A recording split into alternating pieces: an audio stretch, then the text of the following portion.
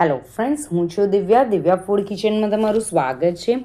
આજે હું તમારી સાથે શેર કરીશ કુકર વગર એકદમ સોફ્ટ અને બહારથી ક્રિસ્પી ગુજરાતી હાંડવો, તે પણ કુકર વગર ફક્ત કઢાઈમાં. ઘણા લોકોનો હાંડવો કાચો રહી જાય છે અથવા તો બળી જાય છે, પણ આજે હું તમને બતાવીશ એકદમ પરફેક્ટ માપ સાથે કઢાઈમાં બનતો ગુજરાતી હાંડવો. આ હાંડવાને આપણે બે રીતે બનાવવાના છે. તો ફ્રેન્ડ્સ, ચેનલ પર નવા હોય તો ચેનલને જરૂરથી સબસ્ક્રાઈબ કરજો. તો સૌથી પહેલાં આપણે એક વાટકીનું માપ લઈ લેવાનું છે. એ વાટકીના માપથી અહીંયા 1 કપ જેટલા ચોખા લઈ લેવાના છે. બાસમતી ચોખા સિવાય તમે કોઈ પણ ચોખા લઈ શકો છો. તેની સાથે અડધો કપ જેટલી ચણાની દાળ લઈ લેવાની છે. તેની સાથે 1/4 કપ જેટલી અડદની દાળ લેવાની છે અને 1/4 કપ જેટલી તુવેરની દાળ લેવાની છે. અહીંયા મેં તુવેરની દાળ તેલવાળી લીધી છે, તમે તેલ વગરની પણ લઈ શકો છો. અહીંયા બધી જ દાળોનું માપ એક સરખું રાખ્યું છે, એટલે આ રીતનો આપણે રેશિયો રાખવાનો છે. અડધી ચમચી જેટલું અહીંયા મેથીના દાણા લીધા છે, જે આપણે આઠો લાવવામાં ખૂબ જ મદદ કરે છે. બધું જ બરાબર પાણીથી વોશ કરી દેવાનું છે. 2-3 પાણીએ વોશ કરી દેવાનું છે. જ્યાર સુધી પાણી ક્લીન નહીં થાય ત્યાર સુધી આપણે વોશ કરી દેવાનું છે. ગંદુ પાણી બધું કાઢી નાખવાનું છે. તેની અંદર ચોખ્ખું પાણી એડ કરીને આપણે તેને 4 થી 5 કલાક માટે પલાળવા માટે મૂકી દેવાનું છે. હવે ત્યાર સુધીમાં અડધો કપ જેટલા અહીંયા પૌવા લઈ લેવાના છે. પૌવાની અંદર થોડુંક પાણી એડ કરી દેવાનું છે અને તેને પલાળી દેવાના છે. ત્યાર પછી અડધો કપ જેટલી અહીંયા સૂજી લેવાની છે. જે ઝીણી સૂજી આવે છે તે લીધી છે. ઝીણી સૂજી એડ કરી દેવાની. તેની અંદર 1 ચમચી જેટલું તેલ એડ કરી દેવાનું છે અને આ તેલને બધી જ સૂજીની સાથે કોટ કરી દેવાનું છે. આ આપણે સાઈડ પર મૂકી દેવાનું છે. ત્યાર પછી અહીંયા મેં અડધો કપ જેટલું દહીં લીધું છે. દહીં ખાટું નહીં હોવું જોઈએ, તેનું ધ્યાન રાખવાનું છે. અડધો કપ દહીંને હમણાં સાઈડ પર મૂકી દઈએ. 5 કલાક પછી તમે જોઈ શકો છો કે દાળ અને ચોખા એકદમ પરફેક્ટ રીતે ચડી ગયા છે અને ફૂલી પણ ગયા છે. હાથેથી આપણે આ રીતે દાણાને તોડીએ છીએ તો ઇઝીલી તૂટી જાય છે. એનો મતલબ કે આપણા દાળ ચોખા એકદમ પરફેક્ટલી પલળી ગયા છે. તો હવે આ દાળ ચોખાને આપણે વાટવાના છે. તો મિક્સર જારની અંદર દાળ અને ચોખાને એડ કરી દેવાના છે. તેની સાથે પૌવા એડ કરી દેવાના છે. દહીં એડ કરી દેવાનું છે અને અડધો કપ જેટલું પાણી એડ કરી દેવાનું છે. અહીંયા પાણી વધારે એડ નથી કરવાનું, તેનું ખાસ ધ્યાન રાખવાનું છે. બધું જ બરાબર ગ્રાઇન્ડ કરી દેવાનું છે. ગ્રાઇન્ડ કર્યા પછી તેનું ટેક્સચર આ રીતનું છે. હવે હું તમને બતાવું છું કે આ કઈ રીતનું ગ્રાઇન્ડ કરવાનું છે. એકદમ ફાઇન પેસ્ટ પણ નથી બનાવવાની કે તેને એકદમ દરદરું પણ નથી રાખવાનું. 2 હાથની વચ્ચે લેવો છો તો આંગળીમાં તમને થોડુંક હલકું દરદરું લાગે છે, તે રીતનું આપણે ગ્રાઇન્ડ કરવાનું છે.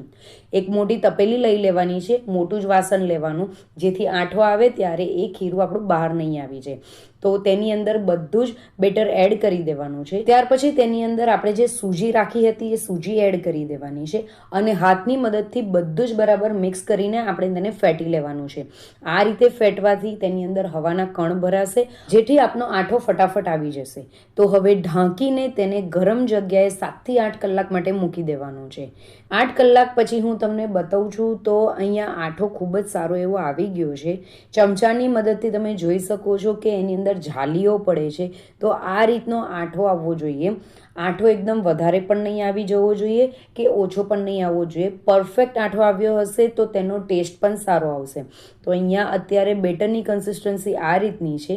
હવે તેની અંદર મસાલા એડ કરવાના છે. તો 1 ચમચી લાલ મરચું પાવડર, અડધી ચમચી હળદર એડ કરવાની છે, અડધી ચમચી કાળા મરીનો પાવડર એડ કરવાનો છે, 1.5 ચમચી જેટલું મીઠું એડ કરવાનું છે અથવા તો તમે તમારા ટેસ્ટ મુજબ એડ કરી શકો છો. બધા જ ટેસ્ટને બેલેન્સ કરવા માટે 1 ચમચી જેટલી ખાંડ એડ કરવાની છે. 3 ચમચી જેટલા અધકચરા વાટેલા સિંગદાણા એડ કરવાના છે.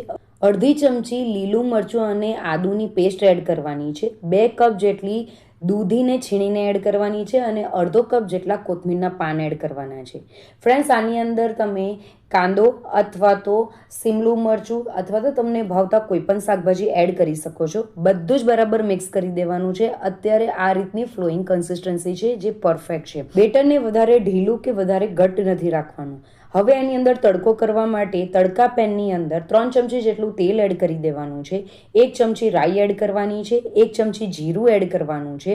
રાઈ જીરું તતરી જાય એટલે તેની અંદર 1 ચમચી તલ એડ કરી દેવાના છે. 2 થી 3 સૂકા લાલ મરચાંને તોડીને એડ કરી દેવાના છે, હિંગ એડ કરવાની છે અને લીમડાના પાન એડ કરી દેવાના છે. બધું જ આપણે બરાબર મિક્સ કરી દેવાનું છે અને આ તડકાને આપણે બેટરની અંદર એડ કરવાનું છે. પણ આની અંદર અડધો જ તડકો એડ કરવાનો છે, બાકીનો અડધો તડકો જ્યારે આપણે હાંડવો પેક કરશું ત્યારે એ પેકની ઉપર આપણે નાખવા માટે કામમાં લાગશે. તો એને હમણાં સાઈડ પર મૂકીએ. બધું જ બરાબર મિક્સ કરી દેવાનું છે. ત્યાર પછી તેની અંદર એક જે ઈનો ફ્રૂટ સોલ્ટનું પેકેટ આવે છે તે એડ કર્યું છે. ઈનોની જગ્યાએ તમે સોડા એડ કરી શકો છો. સોડા અથવા તો ઈનો એડ કરવાથી આપણો જે હાંડવો છે એ એકદમ જ ખીલેલો અને જાળીદાર બને છે. અહીંયા બધું મિક્સ કરી દેવાનું છે. હવે ગેસની ઉપર રોટલીની તવી મૂકી દેવાની છે. ત્યાર પછી તેની ઉપર નોનસ્ટિક પેન મૂકી દેવાની છે. બને ત્યાર સુધી નોનસ્ટિક પેનનો જ યુઝ કરવો. અહીંયા નોનસ્ટિક પેનને આપણે ડાયરેક્ટ ગેસ પર નથી મૂકવાનું. ત્યાર પછી સેન્ટરમાં આપણે ગ્લાસ મૂકી દેવાનો છે અને તેની આજુબાજુ આપણે આ રીતે બેટર પાથરી દેવાનું છે.